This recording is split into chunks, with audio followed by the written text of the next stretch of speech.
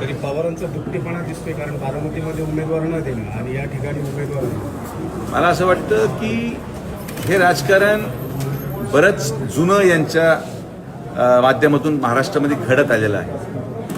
आणि हेच माझं म्हणणं आहे की जर महाविकास आघाडी बारामतीसाठी सगळं करू शकते तर ते राहुरीसाठी का नाही. शेवटी दोन्हीही परिस्थित्या एक समान होत्या.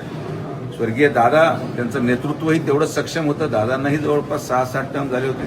स्वर्गीय कडेले साहेब पण 6 टर्म आमदार राहिलेलं व्यक्तिमत्व आहे, जिल्ह्यातलं व्यक्तिमत्व आहे. पण आता हे काय माझ्यासाठी नवं नाही.